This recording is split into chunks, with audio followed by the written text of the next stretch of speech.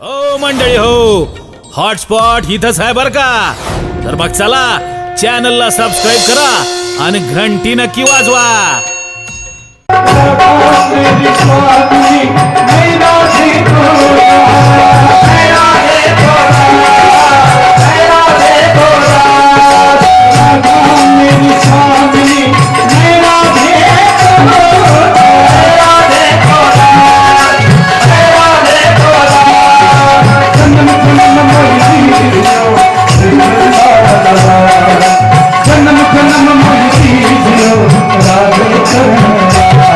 सुरुची काय म्हणते ऐका. सुरुची म्हणते, बाळा तू पोरगा त्यांचा आहे पण मी आई तुझी नाही ना. तुला जर तुझ्या वडिलाच्या मांडीवर बसायची इच्छा असेल ना तर वनात जा. वनात जा, भगवंताचं भजन कर आणि देवाला प्रसन्न करून घे. आणि देव प्रसन्न झाल्याच्या नंतर देवानं जर विचारलं तुला काय पाहिजे तर एवढंच म्हण, मला सुरुच्या आईच्या उदरात नेऊन घाल. आणि जेव्हा माझ्या उदरातून जन्म घेशील तेव्हा तुला यांच्या मांडीवर बसायचा अधिकार मिळेल. बघा, लेकराला बापाची मांडी काही विशेष असते का हो? हां, लेकराला बापाची मांडी विशेष आहे का? आता मी कधी बी रातच्या घरी गेलो की ती पोरगी उठती, पोटावर बसन, नाक वडन, कान वडन, तिला काय, बरोबर आहे का? आणि लेकराला वडिलाची मांडी म्हणजे काय दुर्लभ गोष्ट आहे असं नाही ना. पण सुरुचीनं सांगितलं, वनात जाऊन भगवंताचं भजन कर आणि देवाला प्रसन्न करून घे आणि मग माझ्या मांडीवर बसायचा तुला अधिकार मिळेल. म्हणजे सुरुचीनं स्वतःच्या कुशीला एवढं पवित्र समजलं की जसं काय हिच्या कुशीत जन्म घ्यायचा म्हणजे देवाची प्राप्ती करावी लागेल, एवढं स्वतःला मोठं समजून घेतलं. बरं, ध्रुवबाळ रडतच आपल्या आईकडे आलं. सुनीतीने विचारलं, बाळा काय झालं तुला रडायला? पोरगं रडत होतं ना. आईनं विचारलं, काय झालं रडायला?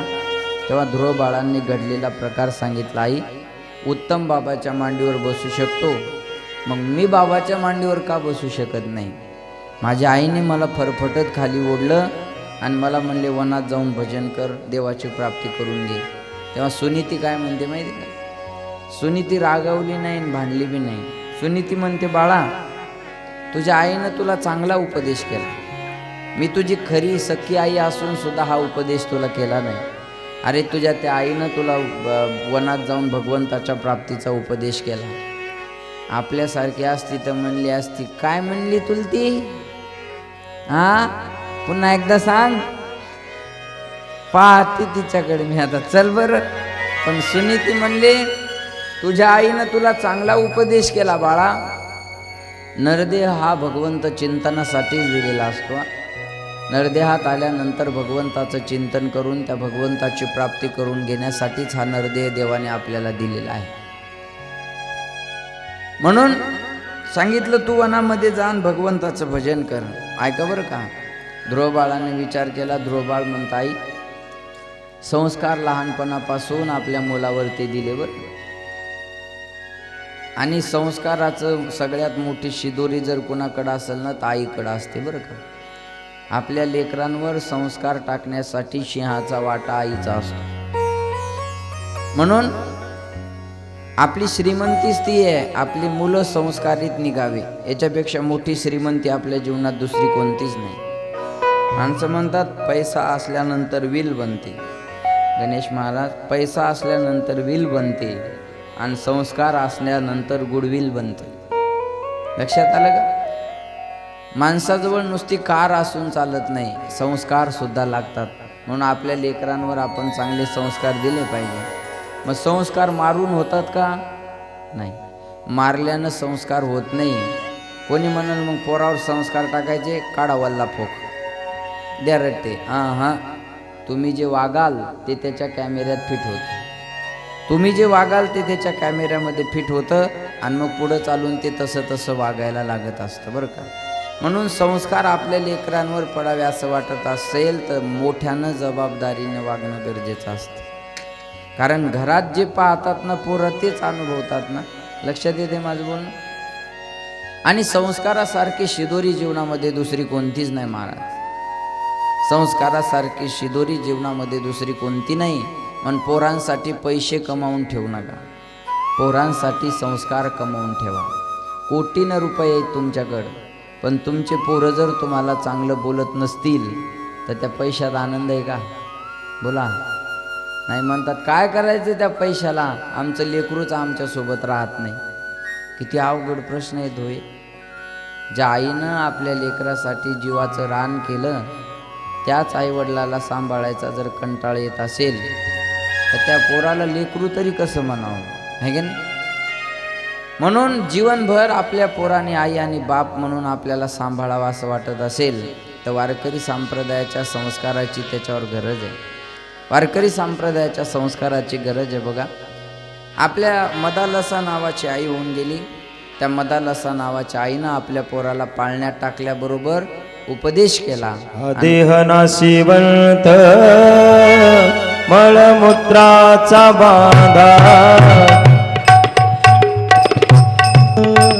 मळमूत्राचा बांधा चर्म घातले रे भूमी कीटकाचा सांगा, चर्म घातले रे भूमी कीटकाचा सांगा, भरव दुर्गंधी रे अमंगळतेचा वादा, दुर्गंधी रे अमंगळतेचा वादा. स्मरे त्या हरिहरा शरण जाए गोविंदा, स्मरे त्या हरिहरा शरण जाई गोविंदा. जो जो रे बाळा हरिये मदालसा, सोम जो जो रे बाळा हरिये मदालसा, सोम जो जो रे बाळा हरिये मदालसा, सोम जो जो रे बाळा. बाळा हा देह नाशिवंत आहे, ऐका, आणि हा मळमूत्राने बनलेला आहे. संस्कार कसे टाकलेले लेकरावर बघा. बाळा हा देह नाशिवंत आहे, नाशिवंत देह जाणार सकळ, आयुष्य खातो काळ सावधान. बाळा हा देह नाशिवंत आहे, हा मळमूत्राने बनलेला आहे. ऐका, याच्यावर जर हे कातडं नसतं ना तर कोणीच कोणाजवळ बसलं नसतं महाराज. ॲक्सिडेंट झालेल्या माणसाला हातबी लावत नाहीत लोक, का? त्याचं फक्त वरचं कातडं गेलेलं असतं, बाकी काहीच नाही. हे कातड्याचं प्लास्टर आहे म्हणून माणसाजवळ बसलेले आहेत ना. सांगा महाराज, एक दिवस आंघोळ नाही केली तर अंगाचा वास येतो.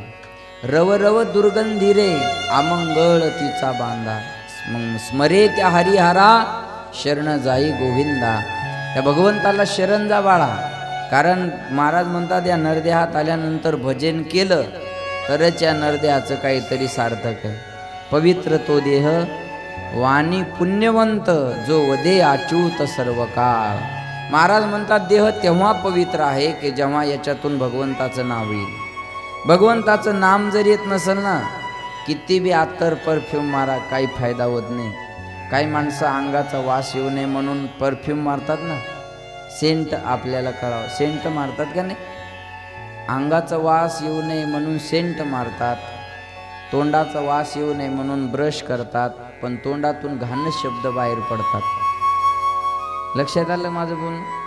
बिस्लरीचं पाणी पितो तरी बी टोचूनच बोलतो. अरे तुला पाणी पाजाय तरी कोणतं पाहिजे आता? लक्षात येते का माझं बोलणं? मग अंगावर परफ्यूम वगैरे मारला, अंगाचा 2 दिवस आंघोळ नाही केली तर रव रव दुर्गंधी रे अमंगळ तिचा वाण. मग भगवंताचं भजन कर बाळा, तेव्हा या नरदेहाचं काहीतरी सार्थक होईल. बरोबर आहे का नाही? आणि आपली आई पोराला पाळण्यात टाकल्याबरोबर काय करते? यू यू हाड हाड, यू यू हाड हाड. जन्मल्यापासून जे बिचाऱ्याचे हाडहाड सुरू होते तर मरेपर्यंत संपत नाही महाराज, आहे की नाही? लक्षात येते? एवढंसंच पोरगा असतं कपड्यात गुंडाळलेलं, त्याची आई त्याला असं फेकते,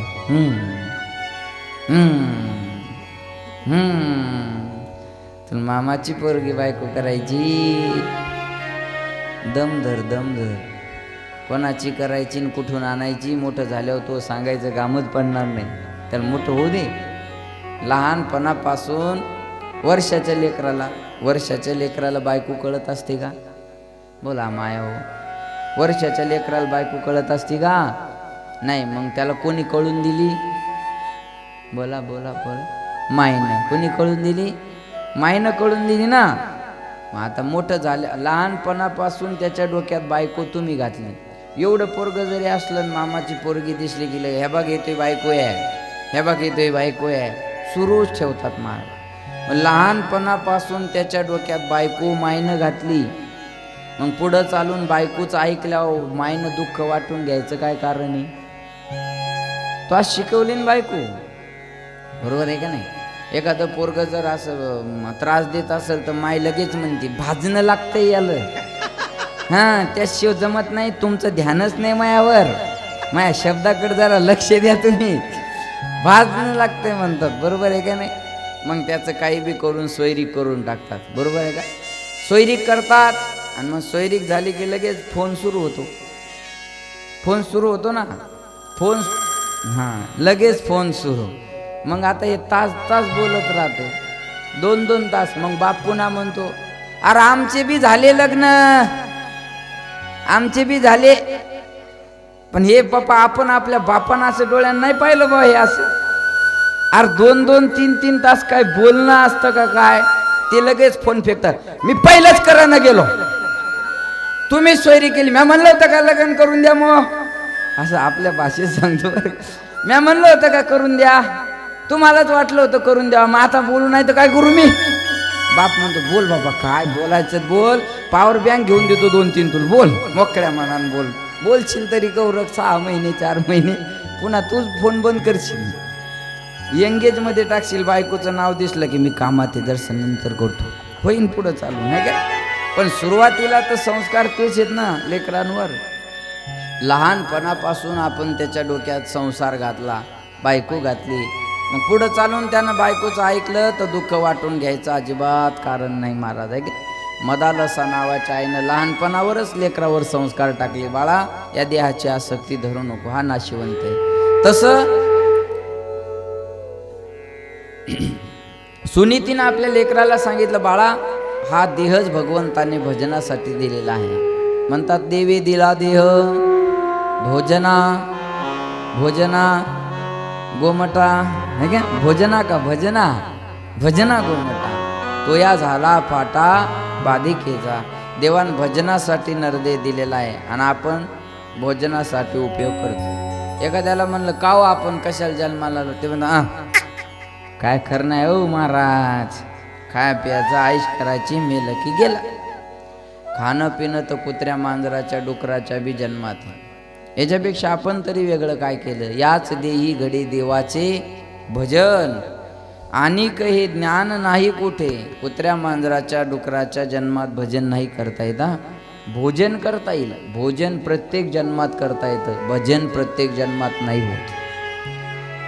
तुम्ही असं पाहिलं का 10-5 गाढवं एकत्र आले, त्यानं सप्त्याचा कार्यक्रम ठेवला, एका गाढवानं कीर्तन सांगायला सुरुवात केली, 4-5 गाढवं पुढं बसून कीर्तन ऐकायला लागले. असं पाहिलंय का कधी? गाढवं कीर्तन कथा ऐकताना पाहिले का? ऐकतात का? गाढवं कीर्तन ऐकतात का? नाही. कथा ऐकतात का? नाही. गाढवाला ही सिस्टीमच नाही ना. नरदेहात आलेल्या माणसाला भजन कीर्तन कळल. प्राण्याच्या जन्मात गेल्यावर काय भजन कळणार आहे बोला? प्राण्याच्या जन्मात आपण ज्या महादेवाची पूजा करतो त्या महादेवावर कुत्रा अभिषेक करतो. त्याला काय पशु काय पाप पुण्य जाणती, उत्तम मध्यम भोग भोगीती. महाराज म्हणतात कुत्र्या मांजराच्या डुकराच्या जन्मात काय पाप पुण्य कळणार आहे बोला? काय पाप? अरे पाप आणि पुण्य कळतं ते नरदेहात आलेल्या माणसाला. मग या नरदेहात आलेल्या माणसालाच भजन करता येईल ना. म्हणून महाराज म्हणतात ना, या नरदेहात आल्यानंतर आपण भजन केलं पाहिजे. लक्ष देऊन ऐका. सांगितलं बाळा तुला तुझ्या आईनं चांगला उपदेश केला, हा नरदेहच भजनासाठी दिलेला आहे. दिले इंद्रिय हात पाय कान डोळे मुख बोलाया वचन, जेने तू जोडसे नारायण नाशे जीवपन भवरो. औत हाथ का मानव देह अल्लाह ने तुझ दिया, औत हाथ का मानव देह अल्लाह ने तुझ दिया. खाया पिया सुख से सोया नाहक जमाना खोया, खाया पिया सुख से सोया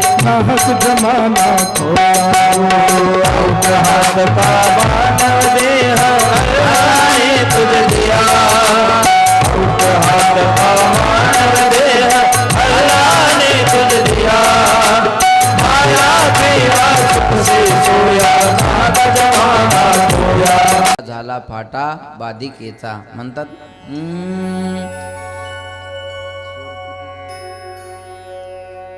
देवे दिला देह भजना गोमटा तोया झाला फाटा बाधिकेचा. भजनासाठी आपल्याला नरदे दिलेला आहे बाळा.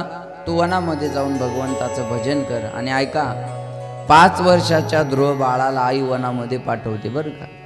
5 वर्षाच्या लेकराला देवाच्या प्राप्तीसाठी वनात पाठवते. आपली आई तर 5 वर्षाच्या लेकराला शाळेत पाठवायला बी घाबरते. पण सांगू, लेकराचे लाड करावे खाण्यापिण्याच्या बाबतीत, बरोबर आहे का नाही? पण शिक्षणाच्या बाबतीत नाही. मी 5व्या वर्गातच गाव सोडलेलं आहे. 5वीत होतो ना, तेव्हाच वडिलांनी मला आश्रमात नेऊन ठेवलं होतं. आता वाटत असं लोकाला महाराजांना कमी वयातलं नाव आहे बाबा महाराजाचं हे. नाही नाही, 20 वर्ष लागले मला इथपर्यंत यायला. 20 वर्ष म्हणजे वयाच्या 10व्या वर्षी मी घराच्या बाहेर होतो बरं. वडिलांनी मला पहिल्यांदा मानवतला नेऊन सोडलं 5वीतच असताना. पण मी एवढा हुशार होतो, घरून जाताना आईला म्हणलो होतं मला पैसे दे, खर्च आहे. महाराज देत नाही म्हणलं. ऐकून वेगळीच पैसे घेतले होते. आणि एसटीत जाताना पुढं बसलो होतो, ते खोकं राहतं बॅटरीचं, त्या खोक्यावर गाडी कशी कशी जाती. आणि वडिलांनी मानवतला सोडलं मला. सकाळी महाराजाचं दर्शन घेतलं, म्हणलं चाललो शाळेत. आणि असं रानान बस स्टँडवर गेलो. 5वीतच होतो तेव्हा. आणि बस स्टँडवरून गाडी धरली की रिसोड, आणि रिसोडहून घर, आणि वडील माझ्या नंतर घरी. म्हणजे तू कस काय आला? म्हणलं आलो. म्हणलं असं हे आपलं काम आगाऊ काम होतं आपलं पहिलं. पक्क ठरवणंच होतं ना राहायचं नाही आश्रमात. घरूनच ठरवून गेलतो ना. आणि मग आलो घरी. आल्या वडील म्हणले कस काय आला? म्हणलं तिथं खायची सोय नाही. मला रातातच कळलं एक. म्हणलं तिथं खायला चांगलं नाही, आपण राहणार नाही तिथं. बर बाबा, मग वडील माझे पुढचे. मग आज बापनं म्हण नाही राहायचं ना, नको राहू, जाऊ दे, काय पडलं एवढ्या लांब तिकडं, तू शेळ्या घेऊन देतो. मी मस्त शेळ्या घेऊन देतो. मस्त यायला तर दमच नाही, लगेच पाठवतात तिकडं मला. शेळ्या घेऊन देतो म्हणे, तू मस्त शेळ्या वळ म्हणे. आता म्हणे 3 दिवस तुला वेळ देतो. बघा बरं, जिथं कठोर निर्णय घ्यायचा तिथं वडिलाची भूमिका वडिलांनी बजावलीच पाहिजे. 3 दिवस तुला वेळ आहे म्हणले. 3 दिवसात तू ठरव, तुला शेळ्या वळायच्या का आश्रमात जायचं. 2 दिवस विचार केला आणि पुन्हा म्हणलं जाऊ द्या, अरे शेळ्या वळल्यापेक्षा तिकडे जाऊ बाबा. का मधुकरी मागून का न होईना का काही होईल म्हणलं, पण तिकडं जाऊ. म्हणलं जातो मी आश्रमात, मला नेऊन घाला. वडील म्हणले नेऊन नाही घालत, नेऊन घातलं होतं एकदा तुला, तू जसा आला तसं जाय. म्हणलं त्या महाराजांनी मला नाही घेतल्यावर मग मी काय करू? काय करायचं कर म्हणे. त्या महाराजाच्या पाया पड, तुला काय करायचं तर कर, पण तू तुझं जाय. मी बी राग गेलो घरून. मग 1 वर्षभर घरीच आलो नाही. 1 वर्ष मस्त धोतर रुमाल शर्ट. आणि 1 वर्षातच मी कीर्तन पाठ केलं. पहिल्यानं पाठच करावं लागतं. 1 कीर्तन पाठ केलं आणि गावात आलो आणि पहिलं कीर्तन केलं 6वीत असताना. 5व्या वर्गात तिथं वर्षभर राहिलो आणि 5व्या वर्गातच पहिलं कीर्तन केलं. 5व्या वर्गात असतानाच कीर्तन केलं. मग बाल कीर्तनकार म्हणून फिरवायला लागले लोक पुन्हा. मग पुन्हा कंटाळा आला. म्हणलं अरे खेळू बी देत नाही ते लोक. मला खेळता खेळता उचलायचे मोटरसायकलवर बसवायचे. 1 मागं 1 पुढं, मला मधी बस.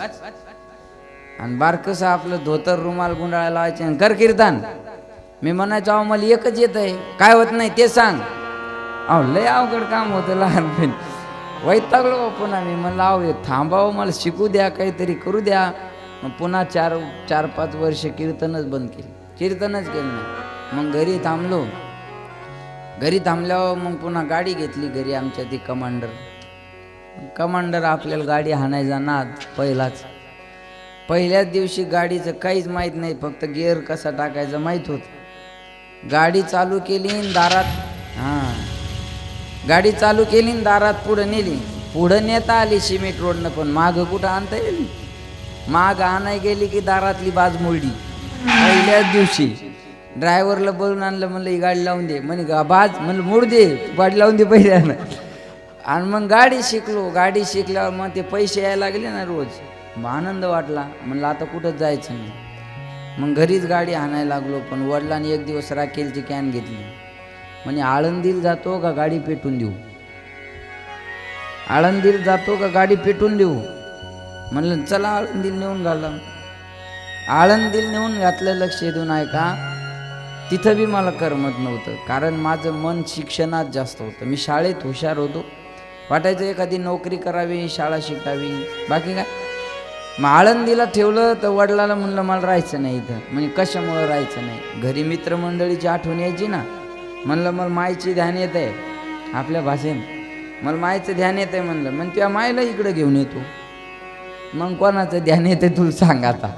मायला इकडं आणतो, बहिणीला इकडं आणतो, पण तुला आळंदीतच राहावं लागन. म्हणलं तुम्ही जर मला आळंदीत ठेवलं तर मी इंद्रायणीत उडी मारणार. लय प्रयत्न केले आपण न राहण्याचे. हां, म्हणलं तुम्ही आळंदीत जर ठेवलं ना, आपण इंद्रायणीतच उडी मारणार. आणि म्हणलं एवढं पुण्य कोणाचं आहे, मार. आणि म्हणलं सगळे शस्त्रच आपली निष्फळ व्हायला लागले हो. मग असं करून आळंदीत राहिलो. म्हणजे मी धरून बांधून मुसलमानी पहिला. आपण सहजासहजी नाही महाराज राहिलो बरं. पण वडिलाची भूमिका चांगली होती आणि वडिलाची पुण्य आहे. मी इथं जे महाराज आहे, एवढं जे नाव आहे, याच्यात माझं काहीच नाही. हे सगळं वडिलाचं आहे. त्यांच्या प्रयत्नाचं, त्यांच्या आशीर्वादाचं फळ आहे. आणि मग आळंदीत राहिल्यानंतर मग पुन्हा हे दिवस बदलले. माझं बोलणं लक्षात येते का? तेव्हा जर वडिलांना ती कठोर भूमिका घेतली नसती तर आज मी कथाकार, कीर्तनकार झालो नसतो. बरोबर आहे ना? तसं आपल्या लेकरांना शाळेत पाठवत असताना बापाची भूमिका कदाचित कठोर असते, पण आईला थोडा मोह आवरत नाही. काय नाही एवढ्या लांब पाठवायचं, काय शिकून त्याला मोठं नाही करायचं, असं अजिबात म्हणायचं नाही. अहो, लेकरावर कुणाचं प्रेम नसतं सांगा बरं? लेकरावर कुणाचं प्रेम नसतं? आई म्हणल्यावर प्रेम असणारच आहे ना. पण प्रेमाच्या ठिकाणी प्रेम आणि शिक्षणाच्या वेळेस शिक्षण. आलं लक्षात? सुनीतीनं जर निर्णय घेतला नसता पोराला वनात पाठवायचा तर ध्रुव बाळाला देवाची भेट झाली असती का?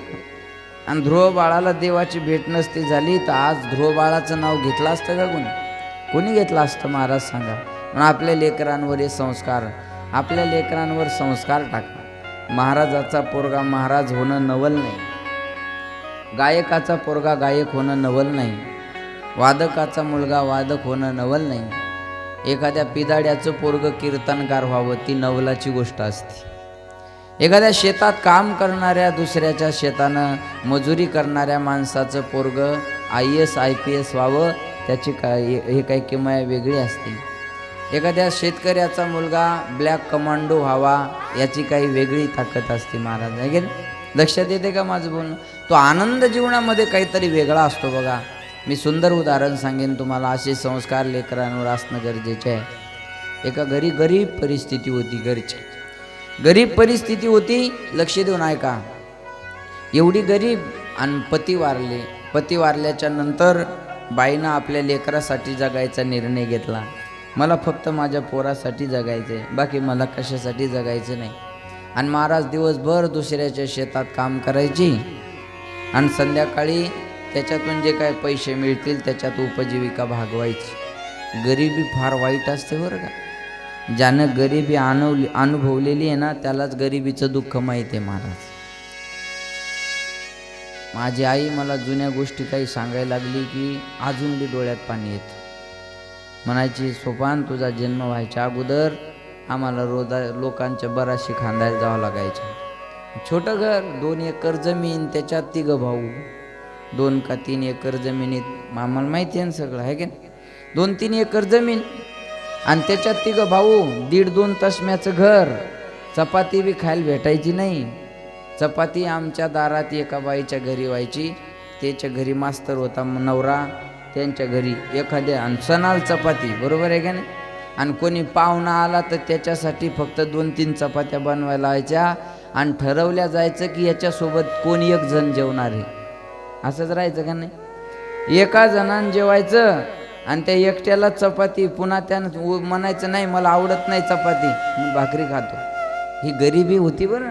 चपाती आवडत नाही हे नव्हतं, गरिबी होती. जुन्या लोकांनी ही गरिबी अनुभवलेली आहे महाराज, आहे का.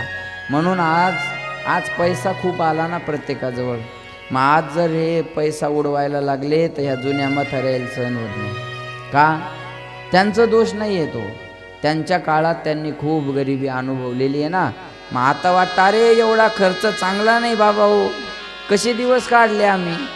गरिबी ज्यानं सोसली त्याला गरिबीचं दुःख माहीत असतं बरं का. म्हणून महाराज म्हणतात ना, देवानं कुणाला गरीब ठेवू नये अशी देवाला आपण विनंती करू. एवढं गरीब नसावं देवा माणसाने. लक्ष देऊ नाही का बरं का. गरिबीच असते दादा हो. रोज आई शेतामध्ये काम करायची आणि पोराला जेव घालायची, स्वतःची उपजीविका भागवायची. पण एक दिवस पोरगं घरी आलं आणि आईला म्हणे, आई उद्या आपल्या गावाजवळची यात्रा आहे, मला उद्या यात्रेला जायचं. संस्कार कसे असतात बघा. आई मला उद्या यात्रेला जायचं. यात्रेला जायचं म्हणल्यावर आईच्या काळजात चरदिशी भाजल्यासारखं झालं. उद्या जर पोरगं यात्रेला जायचं म्हणतं तर त्याला 10-20 रुपये तरी असावे का नाही खर्चायला द्यायला, बरोबर आहे की नाही. मग आईनं काय केलं, देवळीतलं खुरपं घेतलं. खुरपं माहिती आहे ना, देवळीतलं खुरपं घेतलं आणि दिवसभर दुसऱ्याच्या वावरात जाऊन निंदलं. आणि ते संध्याकाळी ते पैसे आले, तिनं ते पैसे कमळात ठेवले बघा. आणि सकाळी पोरगं उठलं म्हणे, आई मला यात्रेला जायचं ग, मी आंघोळ करतो, तू स्वयंपाक बनव. पोरगं आंघोळीला गेलं आणि आईनं स्वयंपाक बनवायला लाकडाची काठवट घेतली. काठवट माहिती आहे ना सगळं. काठवट घेतली, त्याच्यात ज्वारीच्या भाकरीचं पीठ टाकलं, चुलीवर चुलीला जाळ लावला आणि तव्यावर एक भाकर टाकली, थोडासा विस्तव बाहेर वडला, एक भाकर चुलीला लावली आणि आई स्वयंपाक करत होती. पोरगं आलं आणि म्हणतं, आई मी आलो आंघोळ करून, मी कपडे घालून येतो, पटकन स्वयंपाक तयार कर. पोरानं कपडे घातले आणि ताटली घेऊन आईजवळ बसला. आई लवकर जेवायला दे, मला जायचं यात्रेला. आई लवकर जेवायला वाढ, मला यात्रेला जायचं. आईनं ती चुलीला लावलेली भाकरी त्याच्या ताटात टाकली, थोडा विस्तव बाजूला करून त्याच्यावर दुधाचं पातेलं ठेवलं होतं तापायला. गरिबी कशी होती बघा. पातेलं धरायला सांडस सुद्धा घरात नव्हती. बऱ्याच ठिकाणी मी पाहिलं अशा 2 काड्या दाबून बघून उतरवायचे बघा. एवढी गरिबी. त्या आईला पोरगं म्हणतं, आई लवकर जेवायला दे, मला जायचंय. त्या सांडस नव्हती ना धरायला, पटकन तिनं असं ते हातात पातेलं धरलं, चरदिशी हाताला भाजलं आणि तळपायाची आग मस्तकापर्यंत पोहोचली. पदरामध्ये हात गुंडाळला. पोरानं हे दृश्य पाहिलं आणि पोरानं खाली मान घातली. अरे आईचा हात भाजला. पोरगं काहीच बोललं नाही, शांत राहिलं. आईनं नंतर ते बघून धरलं, याच्या ताटामध्ये दूध ओतलं आणि पोरानं एक भाकर कुस्करून खाल्ली आणि निघालं. जाता जाता आईनं आपल्या कमळातले 10 रुपये काढले. जुन्या काळात 10 रुपये रोज होता ना. 10 रुपये काढले आणि पोराच्या हातात दिले. बाळ्या चालला ना यात्रेमध्ये, तिथं पाळण्याचे खेळण्याचे दुकानं असतील, हे 10 रुपये घेऊन जा सोबत. पाळण्यात बस, काही खाऊ वाटलं खाऊ तर खाऊ खा, उपवाशी राहू नको राजा. आणि सूर्यास्त व्हायच्या आत घराकडे निघू नये, संध्याकाळी रात्र व्हायच्या आत घराकडे निघू नये. पोरानं ते 10 रुपये घेतले आणि गेलं यात्रेमध्ये. आणि ते यात्रेमध्ये गेल्याच्या नंतर ते पाळणे वगैरे पाहिले, खेळण्याचे दुकानं पाहिले आणि याचं मन बहरून गेलं.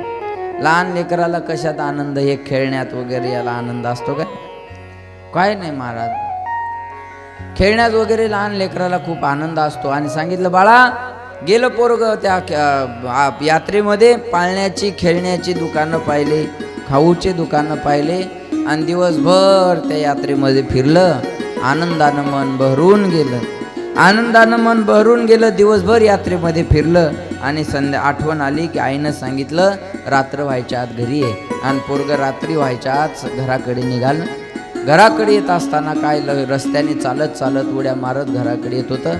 आई दरवाजातच पोराची वाट पाहत बसली होती. ऐका लक्ष देऊन, पोराची वाट पाहत दरवाजात बसली आणि ते आलेलं पोरगं पाहिल्यानंतर तिनं पटकन त्याला उचललं, त्याचे मुके घेतले आणि सांगितलं, बाळा लवकर हातपाय धुवून घे, चल हातपाय धुवून घे, जेवण कर. पोरानं हातपाय धुतले आणि आईनं विचारलं, गेलता यात्रेमध्ये? पोरानं सांगितलं, हो आई गेलो होतो. काय काय बघितलं मग यात्रेत? पोरानं सांगितलं, आई मोठे मोठे पाळण्याचे दुकानं होती, मोठे मोठे खेळण्याची दुकानं होते, मोठे मोठे खाऊचे दुकानं होते. मग आईनं विचारलं, बाळा पाळण्यात बसलास का? पोरगं काही बोललं नाही. बाळा खेळायला काही आणलंच का? पोरगं काही बोललं नाही. अरे काही खाऊ खाल्ला का नाही? पोरगं काहीच बोललं नाही. अरे मी 10 रुपये दिले होते ना तुला, त्या 10 रुपयाचं काय केलं तू? हे काहीच बोलत नाही. तेव्हा आईला शंका आली की या कार्ट्यानं नक्की 10 रुपये हरवले.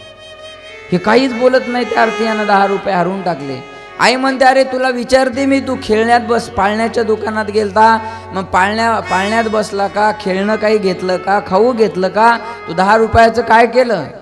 पोरगं म्हणतं, आई सांगतो ना काय केलं. किती गडबड करते, सांगतो काय केलं, सांग लवकर. 10 रुपयाचं काय केलं? पोरानं सांगितलं, तू डोळे लाव, तू डोळे लाव. आईनं डोळे लावले. हां सांग लवकर. आई मी 10 रुपयाचं काय आणलं सांगतो तुला. आई तू डोळे लाव. पोरानं आईला डोळे लावायला सांगितले. आईनं घट्ट डोळे लावले. पोरानं 10 रुपयाची आणलेली वस्तू आपल्या खिशातून काढली आणि आईच्या हातावर ठेवली. आईला त्या वस्तूचा स्पर्श झाल्याबरोबर आपोआप डोळ्यातून अश्रू आले. आणि महाराज त्या पोरानं दिवसभर यात्रेत फिरून ना पाळण्यात बसलं, ना खेळणं आणलं, ना खाऊ खाल्ला. त्यानं आईनं दिलेल्या 10 रुपयाची सांडस आणली होती.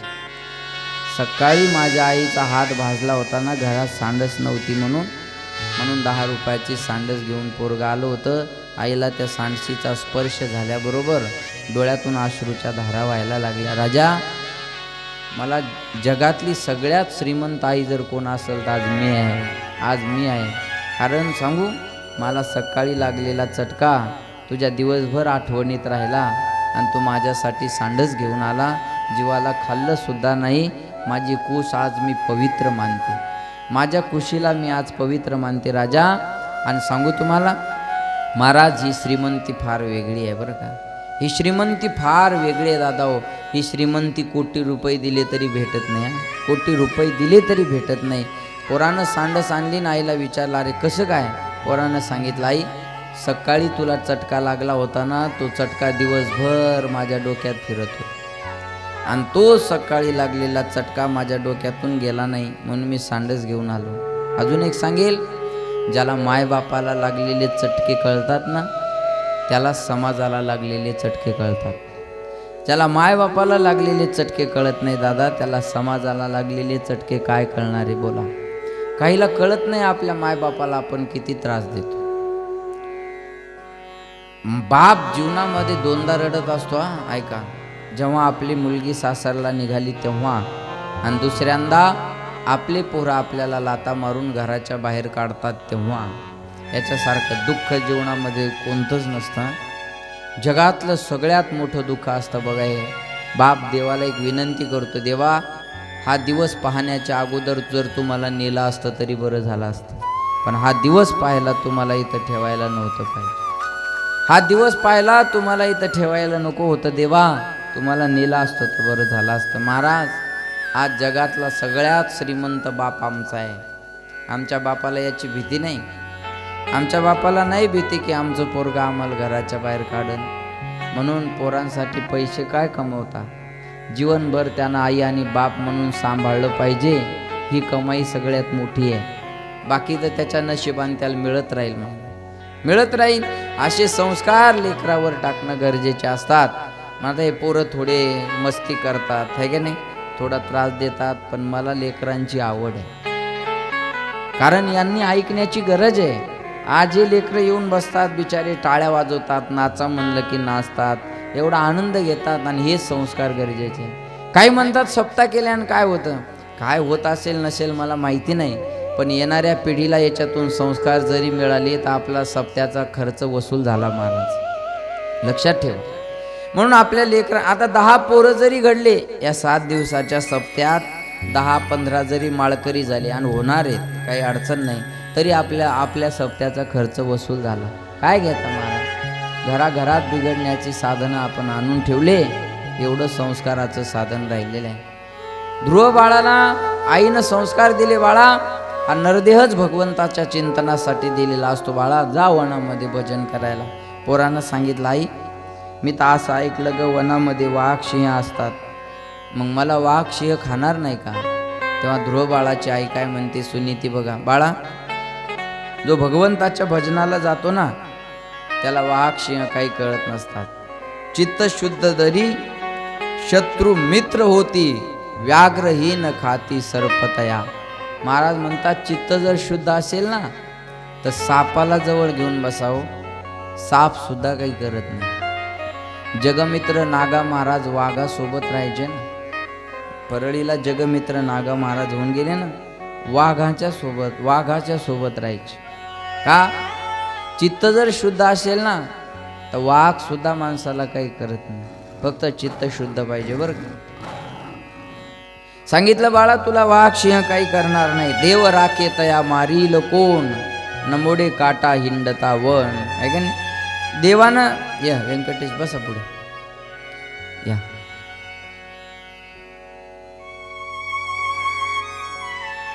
देव राखे तया मारील कोण, नमुडे काटा हिंडता वन. महाराज म्हणतात ना, देवानं ज्याचं रक्षण करायचं ठरवलं ना त्याला जगानं मारण्याचा प्रयत्न करा. जग त्याला मारू शकत नाही हा. आणि देवानं मारायचं जर ठरवलं ना, जगानं वाचवण्याचा प्रयत्न करा. जग त्याला वाचवू शकत नाही. वाक्य पुन्हा एकदा ऐका. देवानं जर एखाद्याला वाचवायचं ठरवलं तर जगानं मारण्याचा प्रयत्न करा. जग त्याला मारू शकत नाही.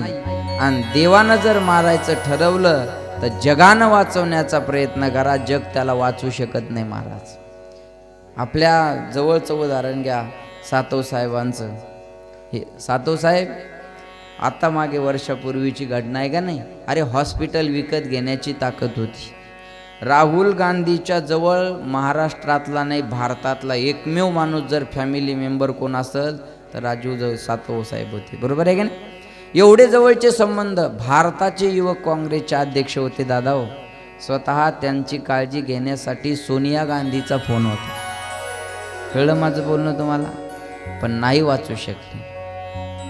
देवानं जर ठरवलं एखाद्याचं आयुष्य संपल्यानंतर न्यायचं तर महाराज माणसं काहीच करू शकत नाही. लक्षात ठेवा. आणि देवानं जर ठरवलं एखाद्याला वाचवायचं तर किती लोकांना मारण्याचा प्रयत्न करा. काही बी निमित्त होईल पण ते वाचल महाराज. काही बी निमित्त होईल पण त्या. माझा आता 2 वेळेस ॲक्सिडेंट झाला. 2 वेळेस, 2 नाही 3 वेळेस झाला. एकदा टू व्हीलरवर झाला. गावावरून जात होतो रिसोडला. एस टीवाल्यानं मला खाली घातलं. मी त्या गिट्टीच्या गंजावून आपलं आजी देवगणवाणी गाडी घेऊन गेलो. मस्त लागलं होतं तोंडाला. थोडं लागलं होतं मला. तेव्हा टू व्हीलरवर पडलो होतो एकदा. त्याच्यानंतर नरशीच्या जवळ एक ॲक्सिडेंट झाला गाडीचा. डिझायर गाडी होती ना, किलोमीटरच्या दगडाला धडकली आणि 3 पलट्या खाल्ल्या. आणि मग जाग आली मला. ड्रायव्हरला म्हणलं कुठं आणलंस तू. म्हणे बाबा आपण दरीत आलो. म्हणलं बर येल दरीत आलो म्हणे. आता म्हणलं जाऊ दे, लागलं नाही तुला काही. पण देवाची किमया बघा बरं का. गाडी उलटी होती पण आम्ही सरळ होतो. मग ते खाली गेल्यावर मला जाग आली ना, ते अशी उलटी झाली, टायरवर झाली गाडीची. मग त्याला म्हणलं लागलं नाही तुला काही. हेच ड्रायव्हर होता आपला पाटील. लागलं नाही ना. ते म्हणे काही लागलं नाही. म्हणलं टेन्शन घेऊ नको.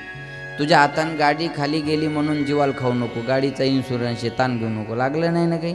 खाली उतरलो, मस्त फोन केला पाहुण्याला हिंगोलीच्या. म्हणलं जरासा ॲक्सिडेंट झाला, दम्मान या, इथं आम्ही आहेत. नाही तर म्हणलं ते जोरात यायचे पुन्हा दुसरं काही. म्हणलं दम्मान या, काही टेन्शन घेऊ नका. आमचा ड्रायव्हर म्हणे महाराज तुमचं काळीज आहे का काय. म्हण यांना माहिती आहे सगळ्यांना, डेअरिंग आपली वेगळीच आहे महाराज. तेव्हा काही लागलं नाही बघा. गाडीचा चुरा झाला पण लागलं नाही. पुन्हा एक ॲक्सिडेंट झाला आपल्या चारठाण्याजवळ. तेव्हा सूर्य का हे संकेत असतात भगवंताचे. काहीतरी संकट येतात महाराज. असं नाही का परमार्थ करणाऱ्यावर संकट येत नाही. मग काय म्हणतील तू तर लय भागवत सांगायला लागला मग काऊन असं झालं होय. काऊन असं झालं. लय पैसे घ्यायला ना त्याच्यामुळंच. काही इकडे डोकं लावतील आहे का नाही. काय असे डोकं लावतील ना. बरोबर आहे का नाही. ऐका चांगल्या आम्ही पैसे जरी घेत असलो तर दारू गांजा मटक्या गुटक्यात नाही घालत महाराज. आम्ही काहीतरी चांगलं करतो पैशाचं. आता आईनं एवढे पैसे कमवून काय केलं. मंदिरच बांधलं ना. मंदिरच बांधलं का नाही सांगा बरं. आम्ही मंदिर बांधलं. मी मंदिर बांधलं एकट्याने 51 फुटाचं. गावातल्या मंदिराचे बी कामं केले. जिथं नाही तिथं मी पुढं असतो महाराज. लक्षात येईल का? बघा, कमवायला किंमत आहे पण देता सुद्धा आलं पाहिजे. मग काय झालं मला सांगायचं काय याच्यातून? हे सांगण्याचा उद्देश, देव राखे तया मारील कोण. संकट येत राहतात महाराज, संकट कुणावर आले नाही हो. भगवान बाबाला सुद्धा स्वतःचं इंद्रिय टेचावं लागलं. लक्षात आलं का माझं बोलणं? बाळा बस रे खाली, परशा बस माझ्या खाली बसा बरं. पाहुण्याला म्हणलं दाजी बसा न खाली. लक्ष देऊ नका बघा. भगवान बाबा संत होते महाराज, आहे का नाही? आपण तरी संत नाही, मी संत नाही. भगवान बाबा संत होते, पण भगवान बाबावर सुद्धा लोकांनी आळ घेतला का नाही? लोकांनी कोणाला सोडलं महाराज सांगा? काल 2-3 भजनं जास्त झाले की ते हिंदीलाही व्हाले, हिंदीलाही व्हाले. सुरेश हिंदीलाही व्हाले ते, आहे का नाही? कालच म्हणले आपण 2-3 भजन, 2 दिवस तर म्हणलेच नव्हते. माईनं सांगितलं हिंदी आवडत नाही म्हणे. बरं, चांगली गोष्ट आहे बाबा, पण हिंदी कळत नाही मग पिक्चर कसे पाहता? डोळे फोडसतो होय. नाही कळलं तरी म्हणतात नादर दिसायलंय पाहू दे. कळलं नाही तरी बी मग इथं बी हे नादरच आहे सगळं. पाहत बसायचं. नाही कळलं तर हे फुलं मोजायचे किती आहेत लाईनीत, मागलचे नाव वाचायचे. हा बरोबर आहे का नाही? कुणाला सोडलं महाराज? कुणाला सोडत नाहीत लोक. भगवान बाबावर आळ घेतला लोकांनी आणि भगवान बाबाला इंद्रिय ठेचावं लागलं. लक्षात आलं माझं बोलणं? पण ऐका, म्हणतात ना तुळशी उगवल्या रक्त सांडिले जेथे, दावून आले देव दिले आभय तेथे. आरती भगवान बाबा चिदानंदाचा गाभा, वैराग्य मूर्तिमंत दिशे शांतीची शोभा. भगवान बाबानं इंद्रिय टेसलं आणि रक्ताचे थेंब जिथं पडले ना तिथं तुळशी निघालेल्या आज बी पाहायला मिळतात. खाली ते गाव आहे पोंडूळ, पोंडूळ गावाच्या जवळ ते पखालडो आहे ना, तिथं अजून बी तुळशी निघालेल्या आहेत महाराज. मग मला सांगा, भगवान बाबाला त्रास दिला म्हणूनच त्यांचं संतत्व सिद्ध झालं ना, इतिहास झाला ना. नुसत्या हिरोवर पिक्चर नसतो, गुंडा असतो. कळतं का? गुंडा पाहिजेतच, आणि गुंडा असल्यावरच मग हिरोची किंमत ठरत असती. गुंडा पाहिजे का नाही? अमरीश जो चांगला विलन, हे नुसता हिरो नाही ना महाराज, आहे का नाही? अमरीश पुरीलाच लोक ठेवायचे जास्त पिक्चरामध्ये का? ॲक्टिंग जास्त चांगली करायचा ना. मग पहिल्यांदा हिरो मार खात असतो, पण शेवटी वाईटाचा नाश त्याच्याच्यानं होत असतो आणि तो हिरो ठरत असतो. लक्षात आलं माझं बोल? तसं त्रास देणारे लोक तेव्हाही होते, आजही आहेत, पण त्यांचा नाश चांगला होत नाही महाराज. त्यांचा शेवट चांगला होत नसतो. त्रास होतो ना तुम्हाला आता हा सप्ताह करताना. कोणी काही अडचण आणल, कोणी काही अडचण आणल, पण ऐका, परीक्षा सोन्याचीच होत असते, पण किंमत सुद्धा सोन्यालाच असते. तोळ्यावर असतं, किलोनं नसतं महाराज. तापवलं सोन्यालाच जातं, बरोबर आहे ना? तापवलं सोन्याला जातं. 24 कॅरेट आहे का 22 कॅरेट आहे का 18 कॅरेट आहे हे तपासून पाहिलं जातं. तोळ्यावर मोजल्या जातं, तोळ्यावर ग्रामवर, आहे का नाही? तोळ्यावर ग्रामवर मोजल्या जातं, पण किंमत सुद्धा त्यालाच असते बरं का. म्हणून असं समजायचं ना, आपण चांगलं करत असताना जर आपल्याला विरोध होत असेल ना, तर नक्की समजायचं आपला मार्ग योग्य आहे, आपला मार्ग योग्य आहे. आणि सांगू तुम्हाला, टाकीचे घाव सोसल्याशिवाय देवाला देव पण मिळत नाही महाराज. कळतं का माझं बोल? त्रास दिला भगवान बाबाला आणि तिथं तुळशी उगवल्या. भगवान बाबाने जिथं इंद्रिय ठेसलं तिथं तुळशी उगवल्या. ऐका, आपल्याला जिथं जाळलं तिथं पुन्हा गांजरे गवत उगवत नाही. हे आपलं जीवन आहे. भगवान बाबा आपण नाही होऊ शकत, शिवाजी महाराज आपण नाही होऊ शकत, पण आपण शिवाजी महाराज जरी नाही होऊ शकत तर त्यांचा मावळा होण्याचा प्रयत्न करा. आपण भगवान बाबा नाही होऊ शकत तर त्यांचा भक्त होण्याचा तरी प्रयत्न करा ना. बाकी आपण तेवढं नाही होऊ शकत, भक्त होण्याचा प्रयत्न करा, काय हरकत. लक्ष देऊन ऐका, त्रासाशिवाय आजपर्यंत संतत्व कुणाला मिळालं नाही. साधूला सुद्धा त्रास होतो, माझा मुद्दा लक्षात ठेवा. साधूला सुद्धा त्रास होतो, पण त्या त्रासातून मार्ग काढणारा देव त्यांच्या बरोबर असतो. मागे पुढे उभा राहे, सांभाळीत आलिया आघात निवार आहे. आणि आपल्याला त्रास होत नाही, डायरेक्टच नेतो देव, संधीच देत नाही. मला कळलं का माझं बोलणं? मोतीराम महाराजांच्या पायात आळ्या झाल्या होत्या, लक्षात येते का तुम्हाला? मोतीराम महाराजांच्या पायात आळ्या झाल्या होत्या ना, बरोबर आहे का? पण मोतीराम महाराज, ती आळी जर खाली पडली तर ती तरफडायची आणि मरायची, आणि महाराजाला ते सहन होत नव्हतं. महाराजांनी ती आळी पुन्हा पायात टाकायची त्या जखमेत आणि बांधून घ्यायचं की ती मरू नये. बघा, म्हणून आज त्यांच्या नावानं वर्षभराचे सप्ते होतात ना. मोतीराम महाराजांना लक्ष देऊन आहे का बरं का? या पालम परभणी परिसरात मोतीराम बाबांना देव मानतात सगळे लोक. आपल्या इकडे जसं आणि नथुराम बाबा, मारुतराव महाराज ही सोबतची मंडळी होती ना. एक व्हिडिओ असेल तुमच्याकडं गाडीतून उतरतानाचा, केळकर बाबाचा आणि मारुतराव महाराजाचा. लक्षात आलं का? त्रासच दिला ना हो. केळकर बाबाला त्रास नाही दिला का लोकांनी? हां, गाव सोडून राहावं लागलं ना महाराज, बरोबर आहे का नाही? त्रासच दिला का नाही?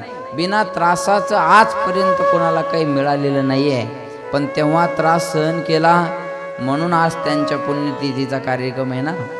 आणि त्यांनी तेव्हा जर त्रास सहन केला नसता तर पुण्यतिथीचा कार्यक्रम झाला असता का? एखादी म्हणली मला नांदायला जायचं नाही, मला डायरेक्ट सासू व्हायचं. वय डायरेक्ट सासू होशील का? ऐ सासा हो, बोला ना. सासू होण्यासाठी तुला नांदायला जावं लागेल ना, आणि नांदायला सून म्हणून काही दिवस राहावं लागेल, तेव्हा मग एखाद्या दिवशी सासू होशील. त्याच्याशिवाय कसं काय होईल? डायरेक्ट सासू कशी होशील? होणारच नाही. मला लक्षात ठेवा, मला काय सांगा, त्रासाशिवाय कोणाला काही मिळत नाही. त्रास सगळ्यांना होत असतो, पण संतांचा त्रास निवारण्यासाठी भगवंत स्वतः उभे राहतात बरं. म्हणून ध्रुव बाळाच्या आईनं सांगितलं, बाळा वनामध्ये वाघ सिंह जरी असले ना तर देवाच्यासाठी चाललास ना, भजनासाठी चाललास ना, ते वाघ सिंह तुला काहीच करणार नाही. जा वनामध्ये. पोरग म्हणतं आई चाललो बरं मी आता. आई म्हणते जा बाळा. पोरग म्हणतं आई मी आता देव भेटल्याशिवाय घरी येणार नाही. आईनं सांगितलं हा देव भेटल्याशिवाय तू घरी येऊ नको, तू जा. लक्ष देऊन ऐका.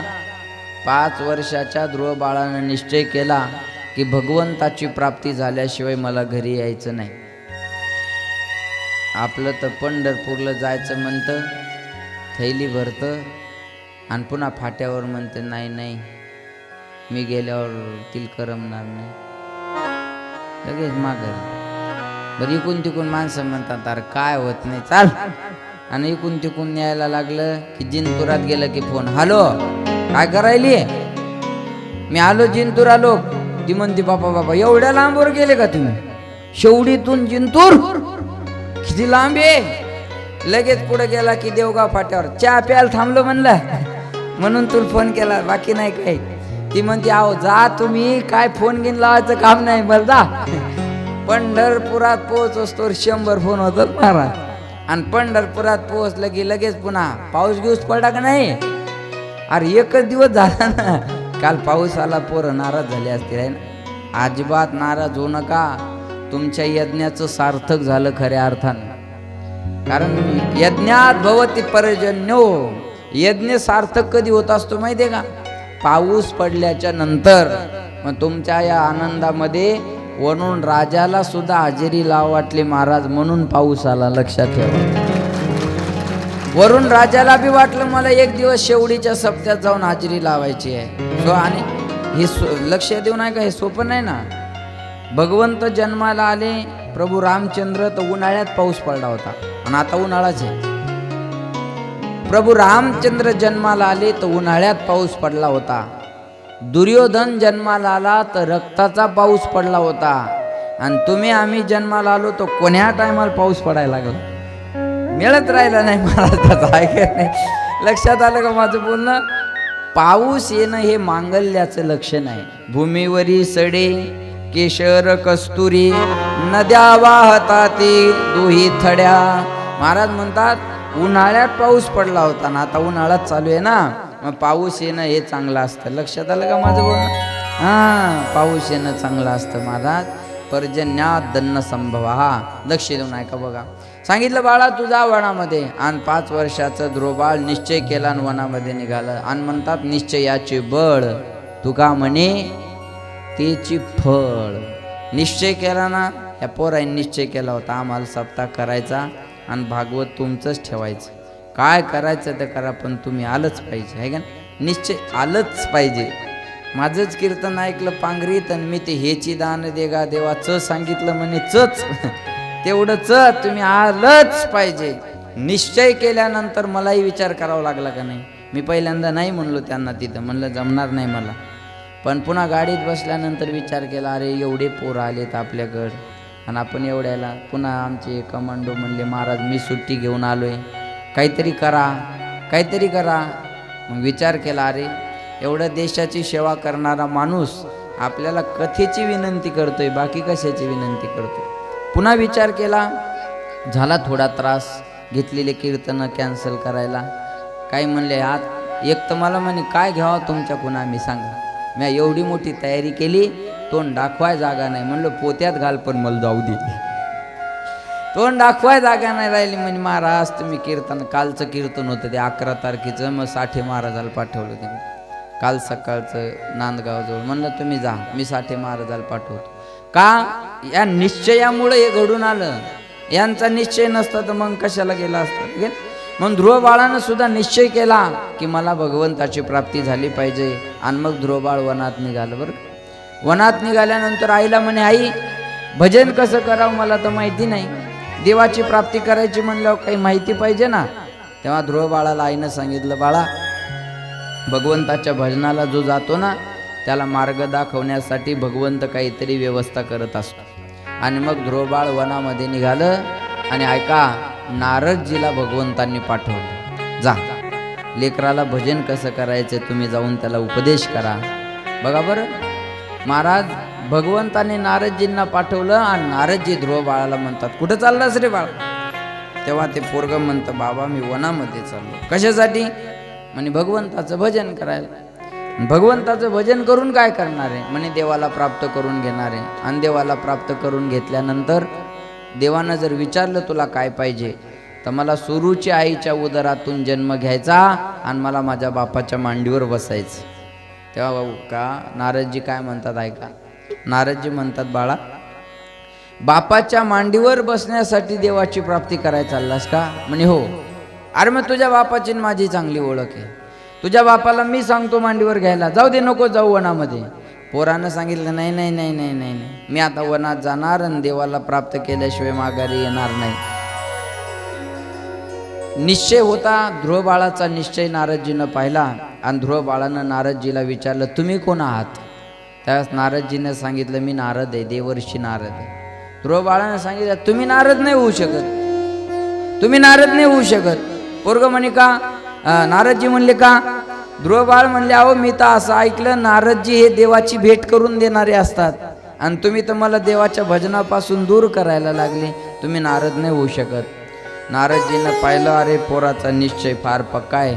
मग नारदजीनं सांगितलं, बाळा मी तुझी परीक्षा घेत होतो, तू आला भगवंताचं भजन करायचंय ना तुला. मग आता भजन करत असताना काय कर, कोणत्या मंत्राचा जप करायचा? ओम नमो भगवते वासुदेवाय. ओम नमो भगवते वासुदेवाय. ओम नमो भगवते वासुदेवाय. हा 12 अक्षरी मंत्राचा जाप करायला सांगितलं. आणि ध्रुव बाळ वनामध्ये जातात. त्या वनाचं नाव आहे मधुबन. ऐकताय का नाही? मधुबनामध्ये जातात. आणि त्या मधुबनामध्ये गेल्याच्या नंतर सुंदर गंगेमध्ये आंघोळ करतात. आंघोळ केल्याच्या नंतर ऐका,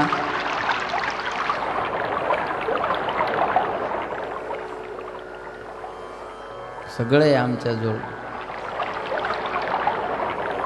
आंघोळ केली. आणि आंघोळ केल्याच्या नंतर ऐका, एका पिंपळाच्या झाडाखाली थोडी पानं वगैरे कचरा बाजूला केला. आणि त्या पिंपळाच्या झाडाखाली ध्रुवबाळ तपश्चर्या करत बसले. ऐका, पहिल्या महिन्यामध्ये तपश्चर्या केली. 3 दिवसातून एकदा उठायचं. किती? 3 दिवसातून एकदा उठायचं आणि फलाहार करायचा. आपल्यासारखं 3 तासातून 17 खेप नाही. 3 दिवसातून एकदा उठायचं आणि फलाहार करायचा.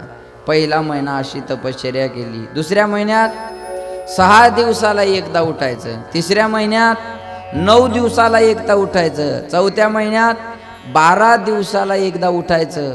आणि 5व्या महिन्यामध्ये बघा, 5व्या महिन्यामध्ये तपश्चर्या आणखी कठोर केली आणि 5व्या महिन्यामध्ये 15 दिवसाला एकदा उठायचं. आणि 6वा महिना लागला. 6व्या महिन्यात उठायचंच नाही असं ठरवलं. 6व्या महिन्यात आता उठायचंच नाही आणि श्वास सुद्धा घ्यायचा नाही. श्वास सुद्धा रोखून धरला ध्रुवबाळाने. ऐका, आणि श्वास रोखून धरल्याच्या नंतर भक्ताचा श्वास रोखल्यानंतर देवाचा श्वास रोखल्या गेला. आणि देवाचा श्वास रोखल्याच्या नंतर ऐका बरं, जगाचा श्वास रोखल्या गेला महाराज. आणि मग इंद्रादिकांची आसनं डळमळायला लागली. इंद्रादिक देवांनी सांगितलं, देवा आम्हाला श्वास घ्यायला त्रास होतोय, आम्हाला श्वास घ्यायला त्रास होतोय देवा, कुणाची तरी तपश्चर्या सुरू असावी. आणि मग भगवंतानं सांगितलं, अरे माझा 5 वर्षाचा भक्त आहे ध्रुवबाळ, त्यानं त्याचा श्वास रोखल्यामुळं माझा श्वास रोखला आणि माझा श्वास रोखल्यामुळं तुमचा श्वास रोखला. कारण वृक्षाची पान हले ज्याची सत्ता. महाराज म्हणतात ना, म्या बोलविल्या वेदू बोले, म्या चालविल्या सूर्य चाले, म्या हलवित्या प्राण हले जो जगाते चाळीता. लक्षात आलं का? म्या बोलल्यानं वेद बोलतो, म्या चालल्यानं सूर्य चालतो. लक्षात ठेवा. म्हणून महाराज देवाने श्वास रोखल्यामुळं जगाचा श्वास रोखल्या गेला.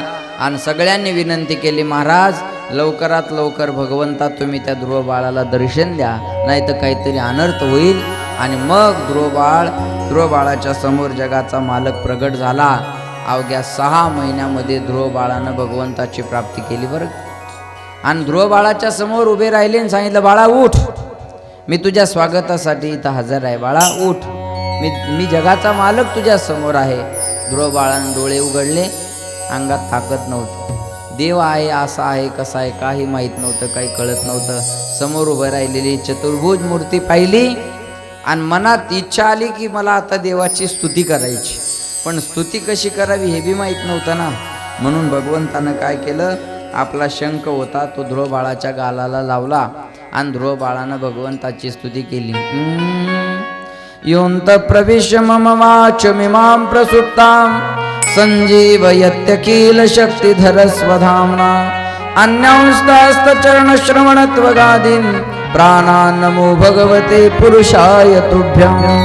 भगवंताची स्तुती करतात. आणि मग भगवंत ध्रुवबाळाला म्हणले, ध्रुवबाळ अवघ्या 6 महिन्याच्या तपश्चर्येत तुम्हाला प्राप्त करून घेतलं बरं का. माग तुला काय मागायचं.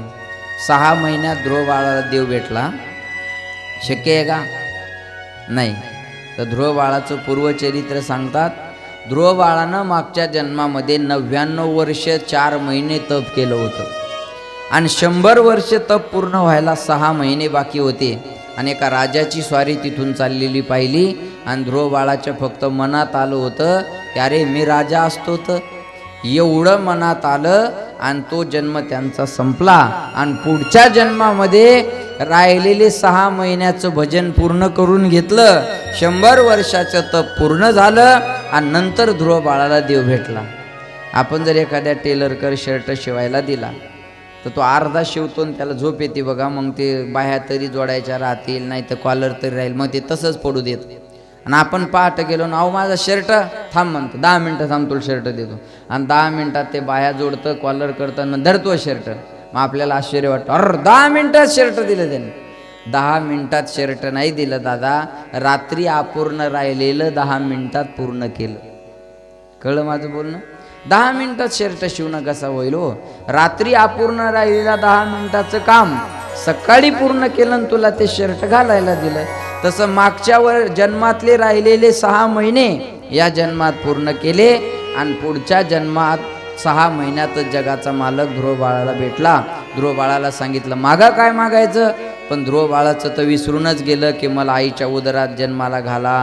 काय नाही म्हणले देवा, मला काही नको, बस तो माझा व्हावा, तो माझा व्हावा, वेळोवेळा व्हावा पांडुरंग. मला देवा काही नको देवा. देवाकडे गेल्यानंतर मागायचं नाही काही, देवाकडे गेल्यानंतर काही मागायचं नाही. पण मंदिर भी एक गजब की जगह है.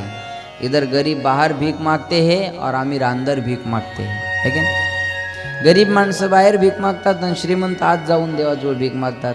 ध्रुव बाळ म्हणलं मला काहीच नको, पण भगवंताला माहिती होतं याच्या मनामध्ये राज्य करण्याची सुप्त इच्छा आहे. ध्रुव बाळाला सांगितलं, जा, तुम्हाला जरी काही नको असेल ना तर मी सांगतो म्हणून 36,000 वर्षापर्यंत राज्य करा. देवाचं सरकार 5 वर्षाचं नव्हता, 36,000 वर्षापर्यंत राज्य करा. आणि तुम्हाला कंटाळा आला राज्य करण्याचा की मला आवाज द्या, मी स्वतः तुम्हाला घ्यायला येईल, ऐका. आणि ध्रुव बाळाला असा आशीर्वाद दिला. बातमी इकडं उत्तानपाद राजाला, सुरुचीला, सुनीतीला कळाली. राज्यामध्ये बातमी पसरली, अरे ध्रुव बाळानं 6 महिन्यात देवाची प्राप्ती करून घेतली. आणि ऐका लक्ष देऊन, ध्रुव बाळाच्या स्वागतासाठी सगळे तयार होतात. आणि ध्रुव बाळाच्या स्वागतासाठी तयार झाल्यानंतर ध्रुव बाळ आल्या आल्या पहिल्यांदा दर्शन कोणाचं घेतात? सुनीतीचं नाही, उत्तानपादाचं नाही, पहिल्यांदा दर्शन घेतलं सुरुचीचं. का? अगं आई, तू मला बापाच्या मांडीच्या खाली ओढलं नसतं आणि वनात जायचा उपदेश केला नसता तर मला जगाचा मालक भेटला नसता. बघा बरं का, काल बाबा म्हणल्यामुळं आज लवकर कथा सुरू झाली का नाही? मग त्याच्यासाठी टाळ्या वाजवा एकदा जोरदार, बरोबर आहे का नाही? का लक्ष देऊन ऐका. त्याईनं म्हणले महाराज लवकर सुरू करा, माणसं बी ताईटच होती, चला हो पण लवकर लवकर, आहे का? लक्षात आलं का माझं बोलणं? त्यांनी म्हणल्यामुळं 11:30 12ला, 11:30ला हे आले आणि 12ला आपलं सुरू झालं. याचा अर्थ काय? कोणीतरी असा उपदेश केल्याशिवाय तो फलद्रूप होत नसतो. पण तेच आले नाहीत वाटतं, दिसणार कुठे का मागं बसले, आलेच नाही का? बरं बरं, त्याने कालच म्हणले मी येतच नाही आता, पण उद्या या म्हणा त्याला. लक्ष देऊन ऐका बरं का. मला काय सांगायचंय, जर सुरुचीनं खाली ओढलं नसतं तर ध्रुव बाळाला वनात जायची गरज पडली नसती. आणि ध्रुव बाळ जर वनात गेले नसते, ऐका लक्ष देऊन, ध्रुव बाळ जर वनात गेले नसते तर भगवंत भेटला नसता, जगाचा मालक भेटला नसताना महाराज. म्हणून भगवंताच्या प्राप्तीचा मार्ग जीवनामध्ये काय असेल? ध्रुव बाळानं सांगितलं, भगवंताचं भजन केल्यानं आलं, सुरुचीचं दर्शन घेतलं, सुनीतीचं, उत्तानपादाचं, बापाचं दर्शन घेतलं. आणि मग सगळ्यांच्या चुका सगळ्यांच्या लक्षात आल्या. लक्ष देऊन ऐका. ध्रुव बाळानं 36,000 वर्षापर्यंत राज्य केलं. आणि नंतर ध्रुव बाळाला आढळ पद मिळालं. आढळपदी बाळ बैसविला ध्रुव, ऐसी जगा बैठिये, ऐसी बात बोलिए कोई ना बोले झूठ, और ऐसी जगह बैठिए कोई ना बोले उठ. तुमच्या जागा रोज बदलतील, आपली बदलणार आहे का? बोला, उशिरा येऊ नाही तर लवकर येऊ, आपली जागा बदलणार आहे? तुम्ही रोज जागा बदलू शकता, लवकर आलात तर पुढं भेटल, नाही आलात तर मागं बसावं लागेल. पण आपली जागा अशी आहे महाराज, इथं कोणी बसू शकत. यंदा साल तरी, पुढचं झालं, पण यंदा साल तरी आपल्या जागा कोणी बसू शकत. रिझर्वेशन, ऐशी जगा बैठिये कोई ना बोले उठ. लक्षात आलं का? माणसाला तिथून कोणी उठ म्हणलं नाही पाहिजे. असं ध्रुव बाळाला आढळ पद भगवंताच्या भजनानं मिळालेलं आहे. याच्यातून काय घ्यायचं? याच्यातून काय घ्यायचं ऐका. प्रत्येक माणसाला 2 बायका आहे, सुरुची आणि सुनीती. एक स्वतःची आवड आणि एक शास्त्र. पण सुरुचीच्या मागं जाल तर काही मिळणार नाही, आणि सुनीतीच्या मागं जाल तर ध्रुव बाळासारखा मुलगा जन्माला येईल. आणि तो या जगाच्या मालकाला प्राप्त करून 21 कुळ्याचा उद्धार करेल. 21 कुळ्याचा उद्धार करेल. आणि महाराज सांगतात, भगवंतानं ध्रुव बाळाला आढळ पद दिलं. आणि नंतर त्यांच्याच वंशामध्ये पृथुराजा झाले, वेन राजा झाले. वेन राजा, पृथुराजा त्यांच्याच पवित्र वंशामध्ये झालेले आहेत. नंतर चित्रकेतूची कथा आहे. आणि पंचम स्कंदाची, आपलं 4th स्कंदाची कथा इथं विराम घेते. आता पंचम स्कंदाला सुरुवात करायची आहे. आपण 1-2 मिनटं संकीर्तन म्हणा, म्हणजे मला थोडा आराम मिळेल. म्हणसान ना, तुला कशाला आणलं म्हणाव? हां म्हणा, सगळ्यांनी म्हणायचं भजन. ओम नमो भगवते वासुदेवाय ओम नमो भगवते वासुदेवाय ओम नमो भगवते वासुदेवाय ओम नमो भगवते वासुदेवाय वासुदेवाय मेरा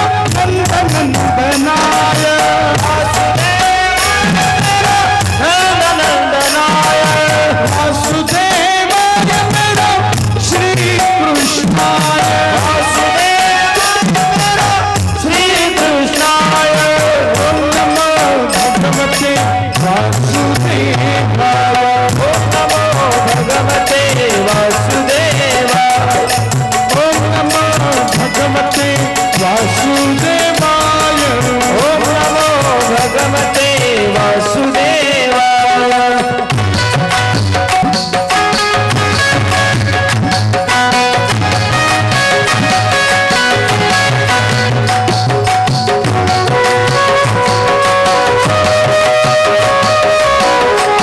खाली बाजूला म्हणा.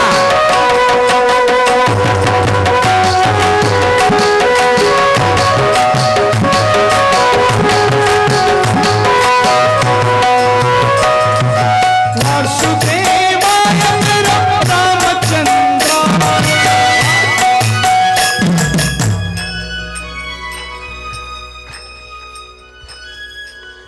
वासुदेवाय मेरा रामचंद्राय लय हुशार आहे ती माई वासुदेवाय मेरा रामचंद्राय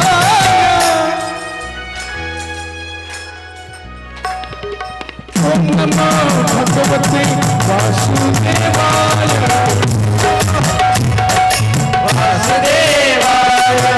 ओम नमो भगवते वासुदेवाय ओम नमो वासुदेवाय मेरा पांडुरंगाय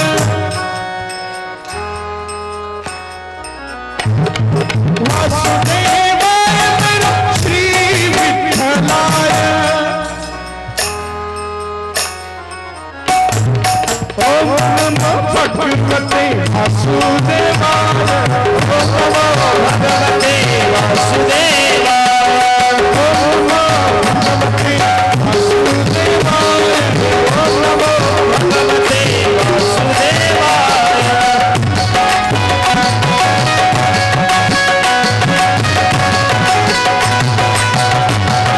खाली बाजूला.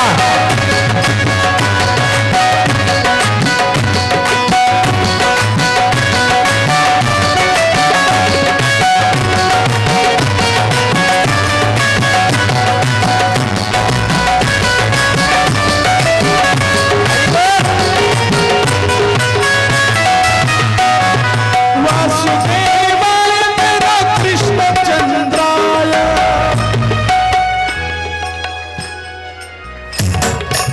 वासुदेवाय मेरा रामचंद्राय ओम नमो भगवते वासुदेवाय ओम नमो भगवते वासुदेवाय ओम नमो भगवते वासुदेवाय ओम नमो भगवते वासुदेवाय